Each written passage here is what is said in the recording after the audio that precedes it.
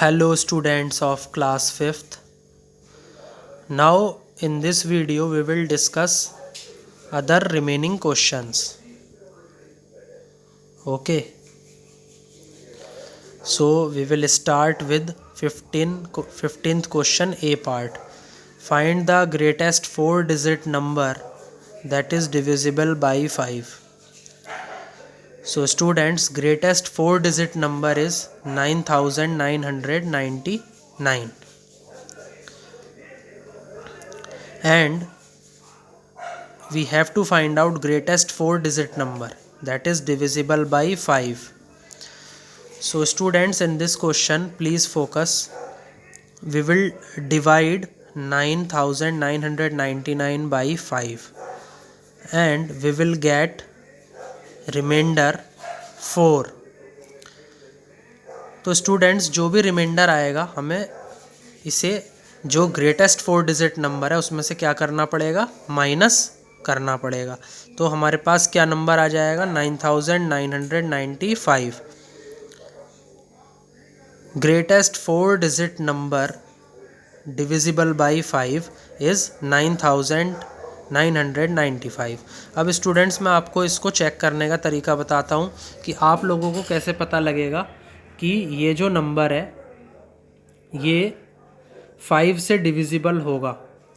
तो 5 की डिविजिबिलिटी के लिए हम यूनिट डिजिट देखते हैं. यूनिट डिजिट में हम क्या देखते हैं कि वहाँ पर 0 या 5 होना चाहिए. यहाँ पर क्या है, यूनिट डिजिट 5 है.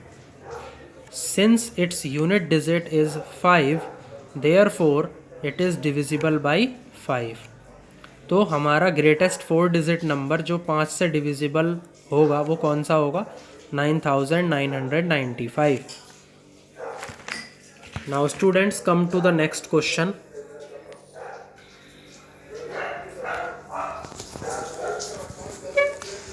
B part. Find all the numbers between 283 and 297 that are divisible by both 2 and 3.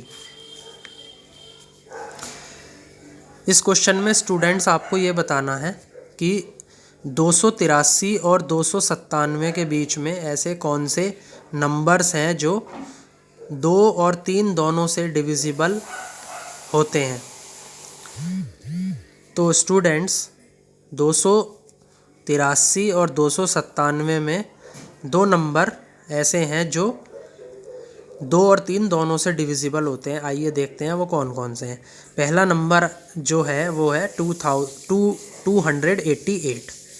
288 में हमें क्या करना है students, check 288 by divisibility rule of 2.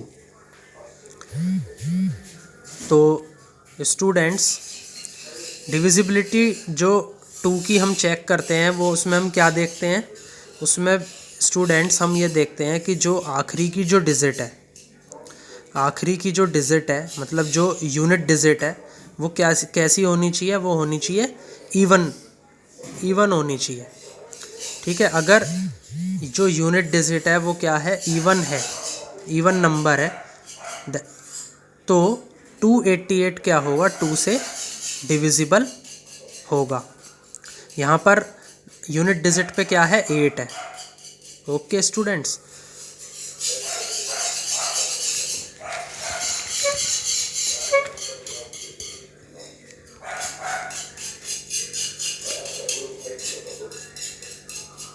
Now students we will check 288 by divisibility rule of 3. okay, divisibility of rule of 3 में हम कैसे देखेंगे students, 288 को जब हम ऐड करेंगे तो क्या आएगा, 288 को जब ऐड करेंगे तो क्या आ जाता है, 18 इज़ ऑल्सो डिविजिबल बाई 3. जो 18 है वो किससे डिविजिबल है, 3 से डिविजिबल है. तो 288 भी किससे डिविजिबल होगा, 3 से डिविजिबल होगा. तो इसलिए जो 288 है वो दोनों से डिविजिबल होगा. It is divisible by 2 also and it is divisible by 3 also. ऐसे ही फिर एक और नंबर 283 और 297 के बीच में आता है, जो क्या है 294. 294 के अंदर स्टूडेंट्स हम चेक करेंगे डिविजिबिलिटी रूल ऑफ 2. तो डिविजिबिलिटी रूल ऑफ 2 में आप सबसे पहले क्या देखेंगे students, unit digit. Unit digit क्या है यहाँ 4, और 4 क्या है यहाँ even number. Okay, so 294 is divisible by 2. अब हम क्या चेक करेंगे स्टूडेंट्स, जो 294 है उसकी डिविजिबिलिटी चेक करेंगे कि वो 3 से डिविजिबल है कि नहीं है. तो 3 की डिविजिबिलिटी के लिए स्टूडेंट्स हम क्या करते हैं, 3 की डिविजिबिलिटी के लिए हम इन नंबर्स को, इन डिजिट्स को ऐड कर देते हैं. 2, 9, 4 इन तीनों को जब हम ऐड करेंगे तो क्या आएगा 15. तो 15 is also divisible by 3. Okay, therefore 294 is divisible by 3. तो स्टूडेंट्स ये जो क्वेश्चन था, find all the numbers between 283 and 297 that are divisible by both 2 and 3, इसका आंसर क्या होगा 288 and 294.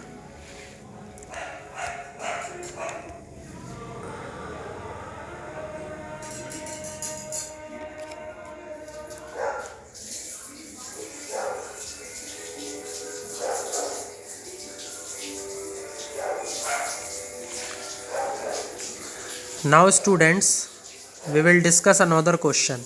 Find the prime factors by repeated division. Students, अब हमें दो पार्ट दे दिए. एक पार्ट हो गया 70, एक दूसरे पार्ट में क्या हो गया 128. इसके अंदर हमें स्टूडेंट्स क्या निकालने हैं, प्राइम फैक्टर्स निकालने हैं by repeated division. By repeated division. तो सबसे पहले स्टूडेंट्स ये समझ लेते हैं कि प्राइम फैक्टर्स क्या होते हैं. Prime factors, a factor that is a prime number. In other words, any of the prime number that can be multiplied to give the original number. तो स्टूडेंट्स प्राइम फैक्टर्स वो होते हैं, जैसे कि मैं एग्ज़ाम्पल लेके बताता हूँ आपको. एग्ज़ाम्पल मैंने क्या लिया 15. तो 15 के जो फैक्टर्स हैं वो दो फैक्टर्स होते हैं 3 and 5. Okay, so 3 and 5 both are prime numbers. 3 and 5 both are prime numbers. Therefore, they are prime factors. So, students, please write down the definition of prime factors. Now, students, understand about this first part. 70 के students हमें क्या निकालने हैं, prime factors. तो students इसके अंदर हम ये देखते हैं, जैसे 2 मल्टीप्लाइड बाई 5 मल्टीप्लाइड बाई 7. जब इनको मल्टीप्लाई करेंगे तो क्या आएगा आंसर 70 आएगा. तो यहाँ पर आप स्टूडेंट्स थोड़ा सा गौर से देखिए यहाँ पर 2, 5 and 7. 2, 5 and 7 यहाँ पर ये क्या है, प्राइम नंबर्स हैं. Therefore 2, 5 and 7 are the prime factors of 70.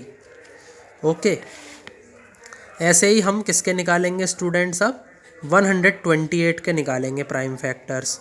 Okay, तो 128 के लिए स्टूडेंट्स थोड़ा सा ध्यान दीजिए यहाँ पर क्लास के अंदर. 128 जो है वो 2 से पूरी तरीके से क्या हो जाता है, डिविजिबल हो जाता है, पूरी तरीके से डिवाइड हो जाता है. तो इसका एक ही प्राइम फैक्टर होगा, इसका एक ही प्राइम फैक्टर होगा जो कि क्या होगा 2.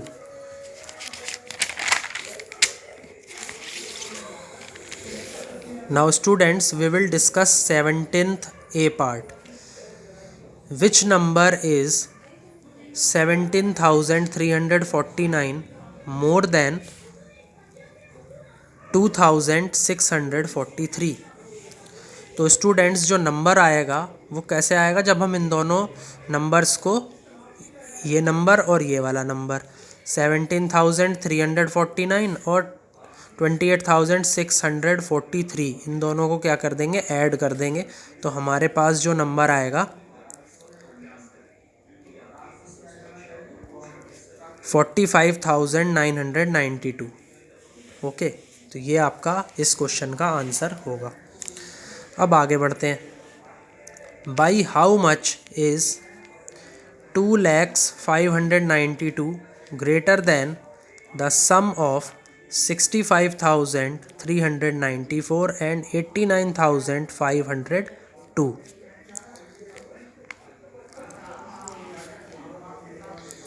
तो स्टूडेंट्स ऐसा होता है, इसमें हमें ये निकालना है कि by how much is 2,05,992 greater than the sum of 65,394 and 89,502।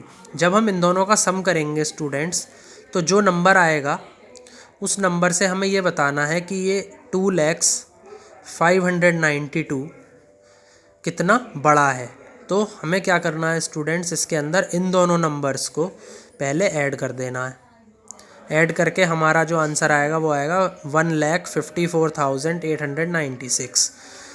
उसके बाद हम इसको क्या करेंगे, 2,05,992 में से 1,54,896 को क्या कर देंगे, माइनस कर देंगे। तो यहाँ पर क्या आ जाएगा, 45,696। तो 45,696 ये जो आया है 2,05,992, ये इतना ज़्यादा है। तो your answer is 45,696। It is your answer. Next question students. तो स्टूडेंट्स इस क्वेश्चन के अंदर आपको एक बिल्डिंग के अंदर जो फ्लोर्स हैं वो कितने दे दिए हैं, 15 फ्लोर्स, और उसके अंदर आपको फ्लैट कितने दिए गए हैं, एक फ्लोर के ऊपर कितने फ्लैट हैं, वो है 9। Number of rooms in one flat, और एक फ्लैट के अंदर कितने रूम्स हैं, 4 रूम्स हैं। तो आपको क्या निकालना है, number of rooms. Okay students, now we will find out number of flats in the building. सबसे पहले स्टूडेंट्स हम number of flats in a building देख लेंगे। तो बिल्डिंग के ऊपर टोटल फ्लोर्स कितने हैं स्टूडेंट्स, 15, और उसके अंदर नंबर ऑफ़ फ्लैट्स कितने हैं, एक फ्लोर पे 9। ओके, तो अगर हमें टोटल फ्लैट्स निकालने हैं बिल्डिंग के अंदर, तो हम इसको क्या कर देंगे, इससे 9 को 15 से मल्टीप्लाई कर देंगे। तो यहाँ पर नंबर ऑफ़ फ्लैट्स आ जाएंगे एक बिल्डिंग के अंदर 135। ओके, यहाँ पर स्टूडेंट्स हमें एक फ्लोर का दिया हुआ है, एक फ्लोर पे कितने फ्लैट हैं वो दिया हुआ है, और हमसे यहाँ पर ज़्यादा का पूछा है, मतलब 15 फ्लोर पे हमें ये पूछा है कि कितने फ्लैट्स हो जाएंगे, इसलिए हमें यहाँ पर क्या करना पड़ेगा, मल्टीप्लाई करना पड़ेगा। जैसे कि इसको मैं आपको एक और एग्जांपल से समझाता हूँ। इसमें ये होगा स्टूडेंट्स, जैसे मैंने यहाँ पर नंबर ऑफ़ फ्लैट्स एक फ्लोर पे मैंने सपोज़ करो कितने कर दिए, 4 कर दिए, ठीक है, और फ्लोर मैंने कितने कर दिए, फ्लोर मैंने कर दिए 5। तो 5 फ्लोर हैं और एक फ्लोर पे कितने फ्लैट हैं, 4 फ्लैट्स हैं। ओके, तो नंबर ऑफ़ फ्लैट्स निकालने हैं कहाँ पर, बिल्डिंग में। तो यहाँ पर एक फ्लोर में तो हमारे 4 फ्लैट हो गए, ठीक है, और बिल्डिंग के अंदर कितने फ्लोर हैं, 5 फ्लोर्स हैं। तो 5 4 ज़ा 20, तो there are 20 flats in a building. तो इस तरीके से हम इसमें मल्टीप्लाई कर देंगे पहले। Since there are 4 rooms in one flat, तो स्टूडेंट्स एक फ्लैट के अंदर 4 कमरे हैं, ठीक है, और number of flats in a building, तो एक बिल्डिंग के अंदर कितने फ्लैट्स होंगे, 135 फ्लैट्स होंगे। ठीक है, 135 फ्लैट्स होंगे जो हमने अभी निकाले हैं। ठीक है, number of rooms in a building, अब हमें क्या निकालने हैं, नंबर ऑफ रूम्स। अगेन वो हमें कम का हमें दे रखा है और ज़्यादा का पूछ रहा है, तो हमें क्या करना पड़ेगा, यहाँ पे मल्टीप्लाई करना पड़ेगा। Number of rooms in a building 135 multiplied by 4, तो यहाँ पर टोटल कमरे क्या आ जाएंगे, टोटल कमरे आ जाएंगे यहाँ 540, तो उस बिल्डिंग के अंदर कमरे आ जाएंगे 540। Okay, your answer is this. Hope you understand this problem. Now moving forward students to the next question. The product of two numbers is 54,880. If one of them is 560, find the other. तो other number निकालने के लिए students हम other number को क्या मान लेंगे, x। Okay, तो अदर वाला जो नंबर है हमने उसको x ले लिया और एक नंबर हमें दिया हुआ है, और 560 और x का जो प्रोडक्ट है वो इक्वल टू के बाद क्या आता है, 54,880। तो यहाँ से x is equal to 54,880 divided by 500। Okay, तो जब आप इसको डिवाइड करोगे 54,880 को किससे, 560 से, तो x की वैल्यू आएगी 98। ओके, एक मेथड तो आपका इस क्वेश्चन को सॉल्व करने का ये हो जाएगा। So the other number is 98। अब दूसरा क्या कैसे हो सकता है, दूसरे के अंदर आपने ये पढ़ा होगा, dividend is equal to divisor into quotient plus remainder. ये आपने पढ़ा है पहले वाली क्लासेस में भी। तो इसमें 54,880 क्या है आपका डिविडेंट, और 560 क्या है डिवीज़र, इनटू क्वोशिएंट। क्वोशिएंट क्या है यहाँ 98। ओके, और रिमाइंडर यहाँ पर क्या आ जाएगा, 0 आ जाएगा, क्योंकि मैंने यहाँ पर इसको डिवाइड करके देख लिया है। 0 से 0 कैंसिल हो जाएगी। ओके, तो 56 को जब आप डिवाइड करोगे, 56 से जब आप किसको डिवाइड करोगे, 5488 को, तो आपका क्वोशिएंट क्या आएगा 98 और रिमाइंडर क्या आ जाएगा 0। तो यहाँ पर आप उसे फॉर्मूले में जब रखोगे, आपको डिविडेंट कितना है 54,880, डिवीज़र कितना हो जाएगा 560 इंटू क्वोशिएंट। क्वोशिएंट क्या हो जाएगा 98 और रिमाइंडर क्या हो जाएगा 0। रिमाइंडर क्या हो जाएगा 0। तो स्टूडेंट्स जो अदर नंबर है जो पूछा गया है क्वेश्चन में वो क्या होगा 98। जब आप 98 को 560 से मल्टीप्लाई करोगे तभी तो आपको ये मिलेगा 54,880। तो आपका अदर नंबर क्या होगा 98। होप स्टूडेंट्स आपको दोनों मेथड से ये क्वेश्चन समझ में आया होगा। अगला क्वेश्चन देखते हैं, वो भी इसी फॉर्मूले के ऊपर बेस्ड है। Dividend is equal to divisor into quotient plus remainder. Okay, find the number which when divided by 29 gives 40 as a quotient and 12 as a remainder. 12 as a remainder. We know that students dividend is equal to divisor into quotient plus remainder.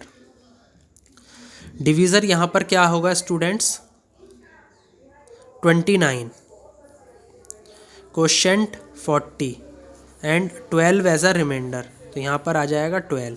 जब आप इसको multiply करेंगे तो ये आ जाएगा 1160, और जब मैं इसके अंदर 12 को क्या कर दूँगा ऐड कर दूँगा तो ये मुझे नंबर मिलेगा 1172। तो स्टूडेंट्स आपका जो नंबर होगा वो ये होगा 1172। This will be your answer. Okay students, now students we will discuss F part, find the smallest 5 digit number that is divisible by 35। हमें क्या करना है स्टूडेंट्स, स्मॉलेस्ट 5 डिजिट नंबर निकालना है जो कि किससे डिविजिबल हो, 35 से फुली डिविजिबल हो। तो उसके लिए स्टूडेंट्स हम क्या करेंगे, एक स्मॉलेस्ट 5 डिजिट नंबर हमारा होता है ये 10,000, ठीक है। तो इसके अंदर हम जब इसे 35 से क्या कर देंगे, डिवाइड कर देंगे, तो जब डिवाइड कर देंगे तो क्वोशंट क्या आएगा, 285, और यहाँ से रिमाइंडर कितना आएगा, रिमाइंडर आएगा 25। एक बार मैं आपको इसको डिवाइड करके भी बताता हूँ कि डिवाइड कैसे करा जाता है। 35 2 ज़ा 70, माइनस कर देंगे तो यहाँ पर आ जाएगा 30, और यहाँ पर हम क्या उतार लेंगे, 0। 35 8 ज़ा कितना हो जाएगा, 280। जब इनको माइनस कर देंगे तो यहाँ पर क्या आ जाएगा, 20। फिर हम एक 0 और उतार लेंगे। फिर 35 5 ज़ा कितने हो जाएंगे, 175। तो जब हम 200 में से 175 को माइनस करेंगे तो आपका रिमाइंडर क्या आ जाएगा, 25। तो students, smallest 5 digit number that is divisible by 35 is this.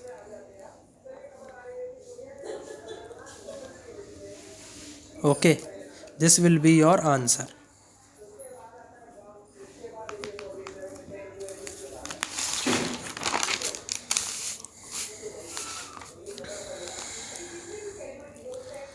Now students, H part में Ravi wants a computer that cost rupees 31,200. He can take it home by paying rupees 6,000 and pay the rest in 12 equal monthly payments. Okay, how much will he have to pay each month? तो उसे हर महीने कितना पे करना पड़ेगा। तो इस question का एक बार हिंदी मीनिंग मैं आपको बता देता हूँ स्टूडेंट्स, ताकि आपको प्रॉब्लम ना हो इसे सॉल्व करने में। रवि क्या चाहता है, रवि ये चाहता है कि उसका जो कंप्यूटर आए वो 31,200 रुपये में आए, 31,200 रुपये में आए, ठीक है। He can take it home by paying rupees 6,000, और वो उसे अपने घर कितने रुपए में ले जाए, 6,000 रुपीज़ में। 6,000 रुपीज़ में वो उसको, जिससे वो कंप्यूटर लेगा उसको पे कर दे। उसके बाद पे the rest in 12 equal monthly payments, और जो बाकी पेमेंट है उसकी, वो जो बची हुई पेमेंट है, जो इसकी बची हुई पेमेंट है वो इक्वली 12 महीने के अंदर, 12 महीने में मतलब एक महीने में कितनी देगा वो तो हमें निकालनी है, और वो ऐसे कर करके 12 महीने देगा ये जो पेमेंट बचेगी। तो ये इसका जो है हिंदी मीनिंग है। अब इसको देख लो कैसे सॉल्व करना है। Cost of a computer, cost of computer rupees 31,200, he will pay rupees 6,000। अच्छा, कंप्यूटर का कॉस्ट कितना है, रुपीज़ 31,200, और वो कितने रुपए पे कर रहा है अभी, 6,000 रुपीज़ वो अभी पे कर रहा है। तो उसके पास अभी रुपए कितने बचे, जब हम टोटल कॉस्ट में से अभी वाली कॉस्ट को क्या कर देंगे, माइनस कर देंगे। 31,200 में से 6,000 को क्या कर देंगे, माइनस, तो हमें क्या मिल जाएगा, रुपीज़ 25,200।